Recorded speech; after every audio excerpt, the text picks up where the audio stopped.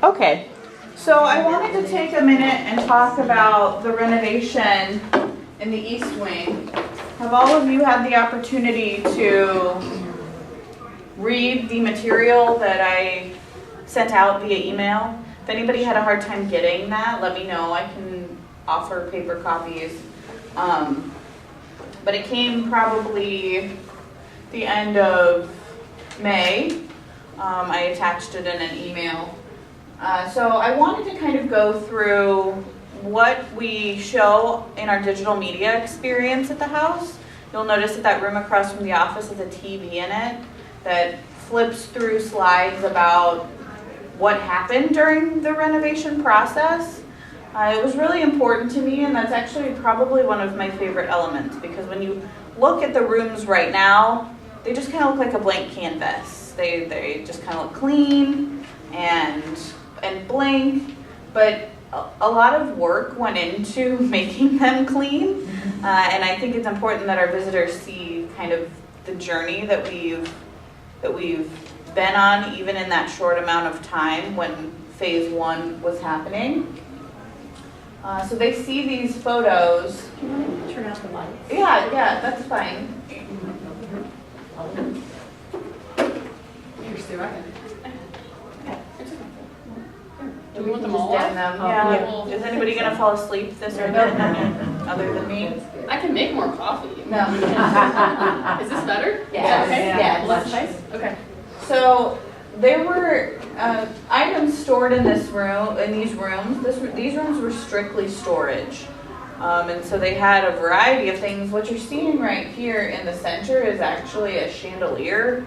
It used to hang in the administration building. We had furniture. This clock is beautiful and unusual. We just had lots of paintings. It was just kind of a home for wayward things, because storage is always at a premium. And so step one was cleaning out all of these rooms so work could be done. That was quite an undertaking. I have other slides that show you, this is the room that was across from the office. Everything that's inside this room is now inside the office. So I basically put two rooms together and got rid of, organized and got rid of and consolidated. So it was a good exercise. But if you guys have seen the office recently, it's a little tight. This is where we were doing curatorial work. All of the supplies for cleaning and things like that were happening in this space. Lots of random things to be stored. These are also our paper artifact files.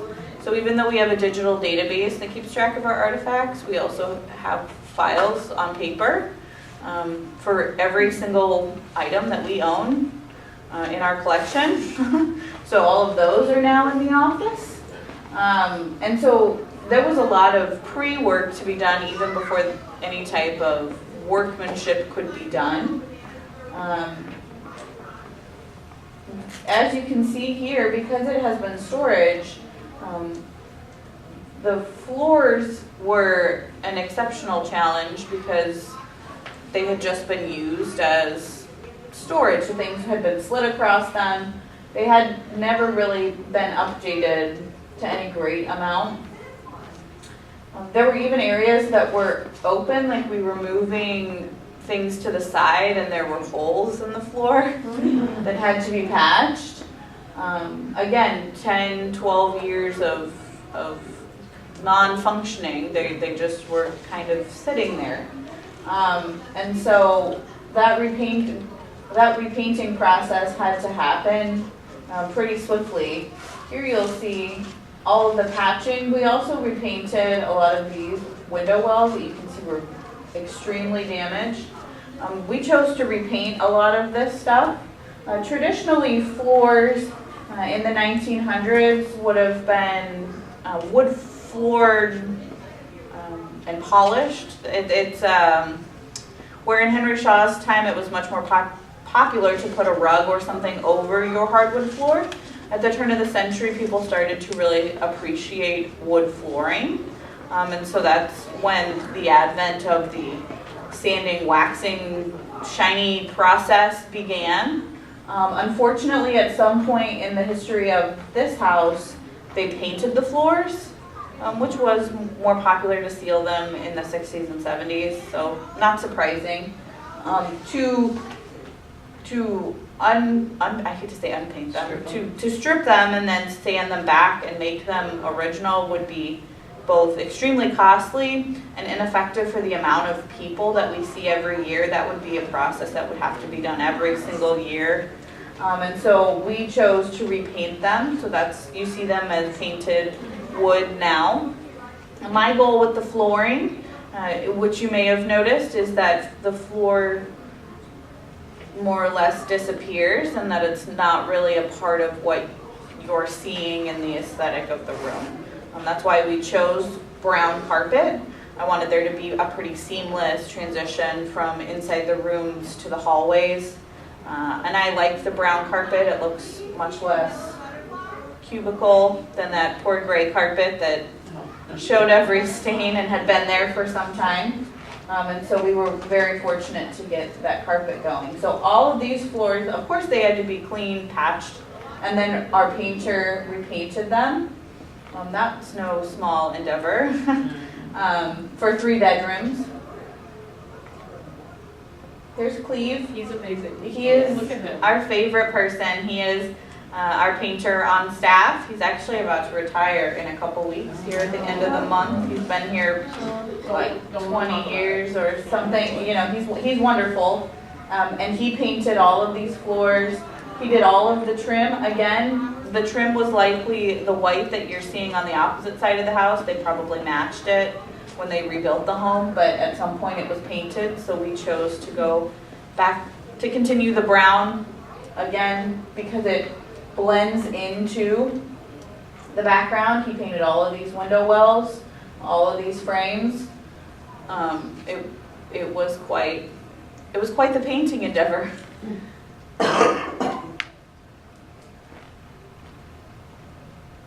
And as you see, well, that picture's awfully dark, but the refreshments were much needed.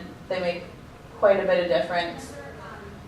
He even painted, depending on the door, as you know, on the 1840 side of the house, we really don't update the doors downstairs where the outcroppings are or where the arches are because those have never been painted. Those are all original woodworking. They're either wood stained, hand wood painted, or they're the original wood. These have all been painted. All of these doors and windowsills have been painted at some point, and that's why we chose to freshen those up because there's no original to retain compared to what's on the Henry Shaw side of the house. We also had wallpaper in all of these rooms. The wallpaper was unusable. I'm having a hard time dating them. I want to say that paper's maybe 30s or 40s, which would have been after the Trullies family moved out and the house was doing other things. But a lot of it was either completely peeled off the wall or hanging off the wall because the adhesive had broke down over time and it was just paper. Water stains too. Pardon? Water stains. Yes, yes. And you could see where things had leaked, the rust. As we stripped away, it is interesting to see here. This is the room that's closest to the Henry Shaw side of things. That is actually adhesive from another border. So that means that the wallpaper had a border up top, which can inform us when we're going back to wallpaper those rooms because we can see that based on the different types of adhesive that there was a border at one point. But you'll see this distinct, it was discolored. It was unfortunately just unusable. But we kept quite a few large pieces of it. You'll see in the holder in front of that television there are pieces that we let the public look at because you can flip it over and see the texture, the linen fabric of the wallpaper. It's interesting to put it in your hands and take a look, so I'm glad we have enough pieces to share with the public. But this was also a task that our guys took care of. as you see, as you peel away, you start to find out where the cracks in the walls are, just from settling over time. That's just like us older people. We all settle over time. So this is not an emergency or an issue. It's just a visual representation of the house settling, and so all of these cracks had to be patched to make sure that the plaster was even. And after all that wallpaper was removed, we had a professional plaster artist come in and repair things and then completely smooth, and that's what you're seeing on those white walls today. So those white walls that are in the house are not painted. Those are plaster walls that are prepared for wallpaper when the time arises. Yes? I hadn't paid attention. Was the heating for the new side, the 1890 side, just fireplaces as well? Yes, originally, then they would have had what they had in the museum building. Most of these holes were from radiator heat that were in different windows, and now we have new age HVAC that's pumping cold air into that space. But yes, to the fireplaces. So here we have, again, lots of blank walls, but the plaster, I like to see how blank things are, because the plaster means now we're at the point where we have endless opportunities to figure out what kind of wallpaper we're going to hang in all of the spaces. Plaster is also a very interesting thing. I may write a mini artifact profile about it just because I'm really fascinated with the process. It turns out the plaster art is a trade that is dying. It's something that most people pass down from generation to generation. The contractor we hired, his father was a plasterer and his grandfather was a plasterer. Apparently it's a past skill, and unfortunately that means that it's not always retained as a profession. Because it's not like the guys who float drywall tape. No. Yeah. No. Yeah, everybody loves sheetrock. Yeah. Yeah. So I mean, the craftsmanship that we watched, it took quite a bit of time, but the craftsmanship that we got to watch was actually very interesting. I worked pretty closely with the plaster artist because, being a plaster artist, he also knew quite a bit about historic wallpaper because you're plastering for wallpaper. Again, so these walls are prepared for that wallpaper when the time arises, hopefully next winter when we're closed.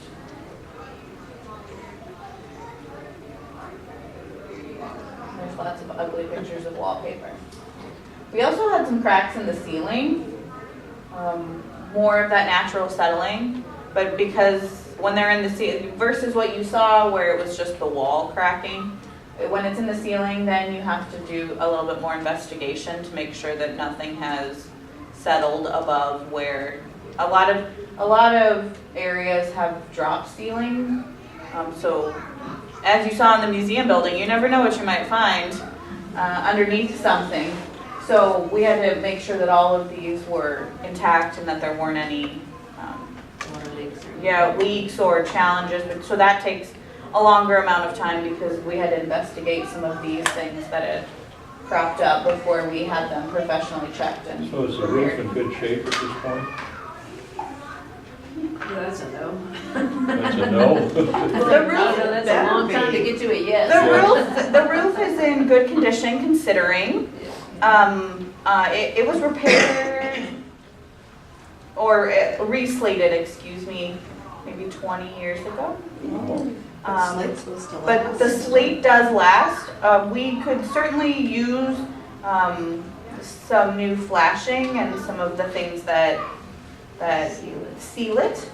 But I would say on the short list of expensive priorities, that's definitely at the top of. So it's possible that roof My would list. leak if we had a good downpour?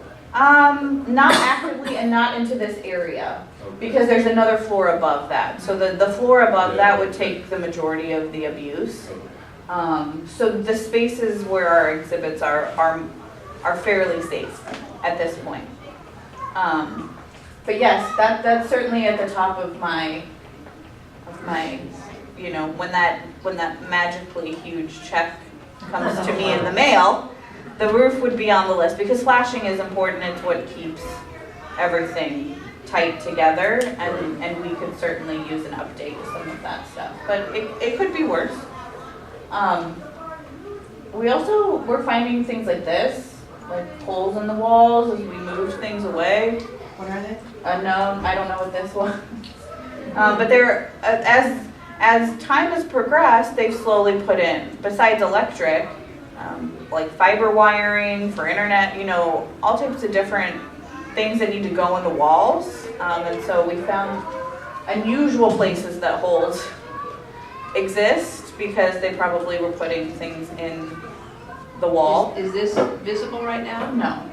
No, so things like this, we, once they took the wallpaper, our in-house carpenter would have patched and contained. Because that wasn't a fireplace. That's not a hole. No, Huh? no. It's just, they built something off of that. That's weird. Yep. I also realized in short order that we had no electrical installed. But for your office, huh? So there was a light in the office, and then there's that big light that's in front of the bathroom. But like this room over here had no electric run to it. There was nothing in the hallways to add more light to. And then, as if any of you remember during Glow, we had those over the door lights that kind of sort of lit the hallway. Those were all eliminated, and we ran new wiring, and we chose antique looking new light fixtures. So if you've been up there recently and noticed the light fixture that's here plus the one that's in the hallway coming from the west wing have the dual bulb, one that goes up and one that gives light down, and hopefully that's going to solve some of our lighting issues at night when we have glow and other things. I chose them based on the other light fixtures that were in the area. So they're frosted glass, which became popular around 1910, 1920. But they're a lot of light, which was my primary goal because we needed as much help as we can up there. But that actually took quite a bit of time because they had to drill from the floor above and run the wire and make outlets like this. Where's the on switch? So they had to take switches from other places and get that organized. I had a guest ask me a question, and I was perplexed because they said, well, on the outside of this room off on the left, it's blank wall, and on the inside there's a door. So I thought, that is peculiar, and yes, there is a door there, and yes, on the outside it's blank wall. Well, it's a closet that's only this deep. Oh. Mm-hmm. Why would you have a closet only that deep? Do you know? Closets, again, were extremely expensive to make, still in the Trulli's time period. But a closet wasn't designed to put all of your things in. Where today, you are going to buy a house and you're looking at every single closet to see how much closet space you have. That your clothes were in pieces of furniture. Or hooks. Or armoires, things like And that. they So, don't have clothes like we have. yeah, in volume, right. Yeah. But I just thought, It is a very small never closet. ever noticed the fact that there's what looked like a door, and on the outside is blank wall. Kind of the thickness Well, of Harry the wall. Potter is Yes. shoe. Oh, there you go. Yeah. Now we're thinking Jeanette, a shoe closet. Haley, wasn't it that closets were also part of the tax system? I don't know if that was true in Henry Shaw's time. I don't know how far that progresses into the 1900s. I thought Missouri was not a state that taxed closets. I think they are. We'll have to do some research, Leanne. Yeah. We're gonna send you these little things you can do with babies. Oh yeah, I got plenty of time, right? So we also had professional movers come to pack all of the furniture. Here you're seeing our storage facility over at CBEC where most of that furniture was being stored. Down the street at the Commerce Bank Education Center, we have storage there. And so we have these professional movers. Here you see what may have been the scariest moment of my recent life. These are 4 young gentleman attaching the canopy, standing on like ladders and step ladders. It was great. And so they carefully installed that. They were wonderful. They're from 2 Men in a Truck. I would certainly expose them if you have antique furniture, because we had a person who, the guy who was the lead of that knew how all the furniture came apart, because he likes antique furniture, and they were actually very, very good if you request the right people. Yeah, I was gonna say, you must have asked for the antique guy, because my guys didn't know squat. Yes, you gotta ask for the right people. Oh, God. But they did help install this exhibit. So I'm sure you're getting a lot of questions about what is next, or thinking it yourself. Right now, we're doing a combination of things. Besides researching wallpaper, so that way we can get that ordered and installed when the house is closed in January, February, and March of next year. I am also in the process of designing a signage plan with our communications, Jen Wolf, and doing the interpretive part of those rooms. Right now, we've been encouraging everyone to talk more about the renovation process and how exhibits are built, and less about the history of the space. Eventually, my hope is that this hallway, and all of this is outlined in that nice long document that I sent you, that the hallway will be a great transition space to talk about how the house was rebuilt. A lot of people have very serious architecture questions. They want to know how things are rebuilt, square footage, cost, architect, they want to know those logistics. So hopefully the hallway will provide us this opportunity to talk about how the house changed and really help people see the difference. Noting, the architectural differences, how the house was so intentionally designed for the updates of technology in that day, i.e. the bathroom and those types of things. And then my hope would be that they'd enter that first room, which at this time is talking to you about how we do research on furniture, but we'll eventually talk about living in the center of the garden and life as a child in 1900s St. Louis.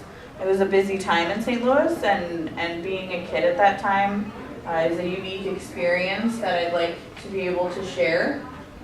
Both culture, how do they learn, how do they go to school, some of those bigger ideas that people connect with. It's really important to me as we go through this process to start representing the voices of other people. While we're very blessed to have such a strong story about Henry Shaw and the narrative of his life, there's a lot of other people who lived in this house that deserve some time to help our visitors learn more about both what it would be like to be a child, or in the next room, we have a lot of opportunities to talk about what it would be like to be female at this time, which is highly underrepresented in other areas of what we do. So what life is like in 1900 St. Louis and the daily activities of a family, primarily operated by Mrs. Trelease, having multiple kids, doing things like the sewing, which we're trying to represent in the corner, or other tasks like that. My hope is that the wall behind us, this is where the furniture is, but as people walk, the wall behind you would have signage on it, maybe a digital media piece that allows us to change topically. One day we're talking, for a couple weeks we talk about corsets, and then for a couple weeks we talk about activities outside in the garden in 1905, and then we talk about gardening, or you can change it more frequently if it's digital and something like that. Right now the signs, as you know, are kind of this history detective theme. It encourages people to read all three signs and learn more about how we do research on pieces of furniture, what clues we look for that tell us how old something is, or how we figure out who made something. So all of the signs are hopefully self-guided, but something that I hope you guys take the chance to read so you can share it now.